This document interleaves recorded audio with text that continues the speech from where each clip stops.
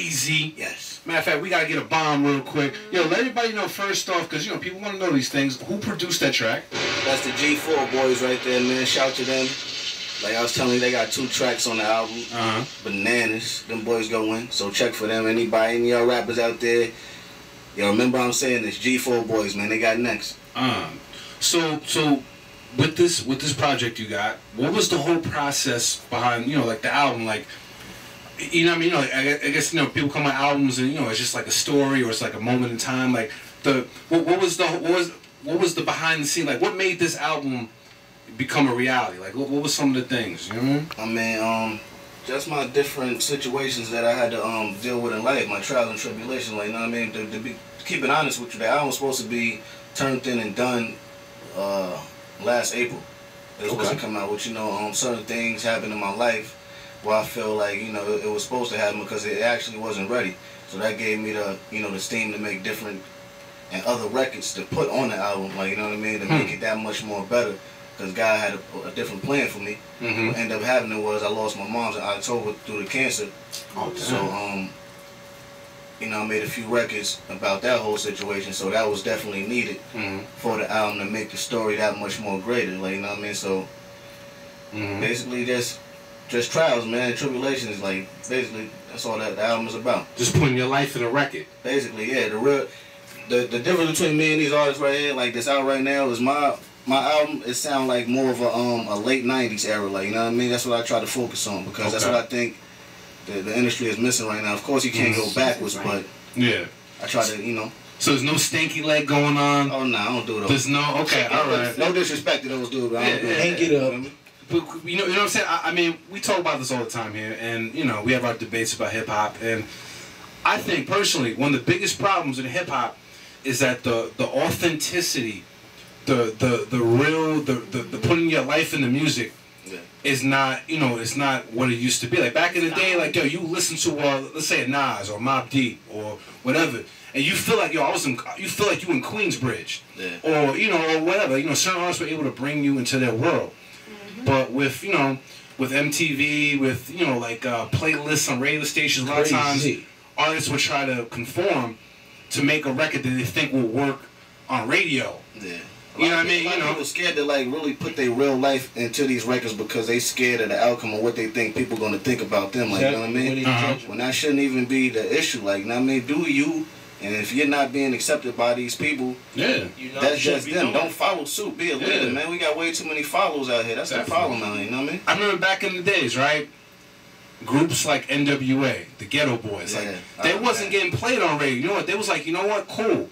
We're gonna rap about not getting played on radio. We're gonna say F the radio stations, and we're still gonna do our music, and you're gonna like it. And because they did that, it caught on. Nowadays, I think a lot of cats they're trying to make a radio record instead of making a them record. Yeah. And then, you know, having to be hot because it's them. Everybody running around trying to sound like Drake. Yeah. Everybody trying to sound like all these dudes. Like, I mean, no disrespect to these dudes, like I said once again, but everybody running around trying to sound like the next man. Yeah. There's no reason you should be from BK or the Bronx or Jersey and you're making a down south sounding record. Yeah, man. Like, it's not gonna work because I mean there's 1,000 of them out there, but then also your fans, your fan base, people from your area that message that you might not even know until you meet them. And they're like, yo, I remember this line. Then you realize like, yo, that's what's up. Let me keep doing me. Yeah, I'm from New York, man. I'm about to do the curry chicken wing and all. You know what I'm saying? You know, this your boy Tommy Guns. I've never done a stanky leg ever. It's just not gonna happen. I don't dance too much anyway. But best believe. Yeah, you know what I mean? I can't teach you how to Dougie. That's just not going down. But I can tell you, know, I can spit a line or something from just something, you know, that's real and, you know, just help me get through the day. Yeah. And, you know, I think real music is something that, you know, for in an era where everybody's either balling and spending mad dough or they're just, like, I think we're missing the music that the average person who's on the grind. Yeah, everybody got that money. That, you know what's crazy? Me and my brother stay talking about this. Like, you know what I mean? All these rappers out here, is, you know what I mean, painting a picture out here like, yo, we got all this money, we got bread, we flipping all these bricks, we doing all this. Man, the average person don't got wild bread out there that's copping that album, like, you know what I mean? So you basically giving these people the wrong message. You want to get these people locked up. They want if they gonna be locked up, how they gonna cop your album, like, you know what I mean?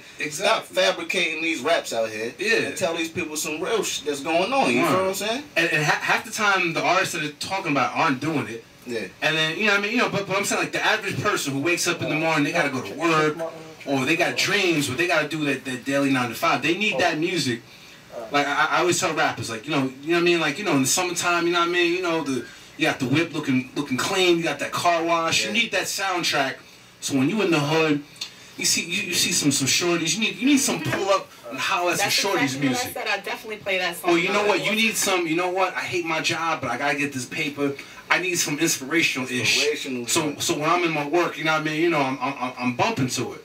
I'm not trying, you know, I'm not going to, you know, like the average person not going to that 9 to 5 and bumping. I'm throwing hundreds in the club. Money's nothing. That's not. And then you trying to pay your rent. You know what I mean?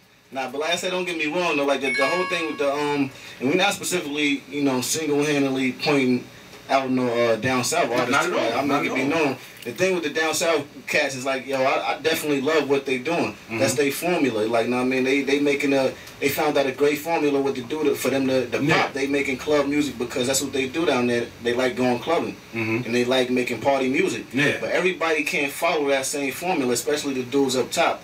You know what I'm saying? They see a lot of people uniting and being unified down there, and they trying to use that same pattern and same formula to try to make up top work. And up top come back, it's not going to work like that. You know what I mean? We got to create our own niche.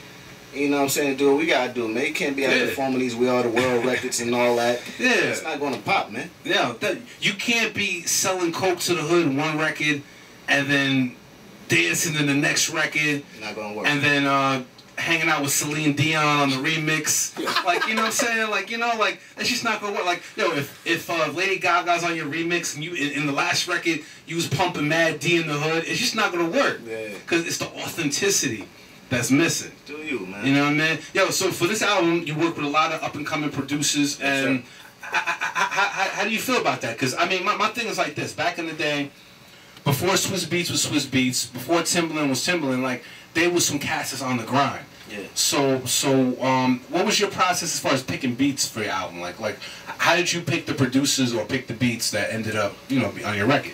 My whole mentality was this when I was, you know, thinking about how I was gonna create an album that the people would really, you know, take liking to and respect. I was like, yo, you know what, man, I don't even want no big time, you know, big name producers on my project. I want to work with the cats that's, you know, up and coming. The starving cats, the hungry cats that's trying to get a name for themselves. You know what I mean? They're still in those little rooms. You know what I mean? Still in their mom's crib, like, know what I mean? Beat machine. They're coming up with that fight. So I'm like, you know what? So if I come up, they're gonna come up with me, like, you know what I mean? So. And that's basically what it is. So everybody on my project is like, you know, basically up and coming producers. I don't have not one big name producer on it. Dope. That's what's up. That's what's up. Because back in the day, like I said, the big name producers was little name producers. Yeah. Back in the day. You know, it's funny too. Like the features that I got on my album, I have like 95% South artists on my album. Really? Yeah. Something different. Why not? Dope, I'm not even gonna lie to you. It's like it just, you know, it just so happened that it worked out like that because, you know, a lot of these cats up here.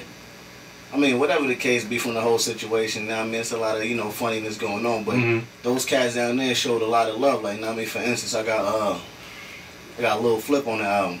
Okay. I got OJ the Juice Man on the album. I got Young Buck. I got Rich Boy. I got Ray Cash. I got all big names, by the way. Yeah. These are not just cats on the app. These are cats that put in work. I got Chingy on the album. I got Tone Trump. I got Two Pistols. Philly, I see you. You know what I'm saying? Who else? Yeah, I got J.R. Wright on the joint. You know what I'm saying? You know, a couple more cats too. I did a song with J-Rock too. Like, you know what I mean? But they didn't make the album, so, you know. Dope, man. So let me ask you this. In your opinion, what's the problem with East Coast rap? Because, I don't know, like, it just seems like, you know, I mean, with exceptions, it's not the same. What do you think is the biggest problem with East Coast rap? Too many followers, man. Like, you know what I mean? We like to follow trends, like, you know what I mean? You see what somebody else do, you know what I mean? For instance, the down south cats, and try to follow their pattern, man. Like I was saying before, man, you just gotta be yourself, you know what I mean? And what works for them not going to work for us. What works for everybody else is not going to work for you, man. Just do you. Make good music and stick with it and stick behind it. Like, you know what I mean? Mm-hmm. That's basically what it is. And stop letting. And I mean, don't get me wrong. The DJs are the people that make sure the other people hear the music. Mm-hmm. But stop letting these DJs dictate what's hot. Yeah. Like, you know what I mean? I got a prime example. I don't think they gonna think it's hot, so I ain't messing with. No, just do you and give them the record. If they feel it, they gonna feel it. Like, you feel me? And shout out to my DJs out there. This is coming from a DJ. This is coming from like I said, cats that deal with DJs. Yo, the thing with a DJ, not only are you supposed to play what the people want to hear, but you gotta play what the people need to hear. Hey, there you go. Right. That's why the DJ game is suffering. That's a topic for another show. That's what. But we're gonna get back to that. Wow. But you know what I want to do right now, because you got a lot of records we want to get into. Yeah. T Moody, what's the next record we got? We about to get into real quick. Gotta Get It, featuring Two Pistols. Yo, let us know about this record. How did this record come to be, real quick? You know what? I got my artist on there again, man. Sincere, Mm-hmm. Two Pistols. I was like, you know what, man? My man Sin came up with the hook. I'm like, yo, you know what, man? Son, the kid Two Pistols, man. He did a crazy record with T-Pain. I'm like, yo, I'm about to do something for the ladies. You know what I'm saying? And not going really soft on it, but keeping the hood with it. So, you know what? I was like, who can I get on this joint? And, you know, that name popped up.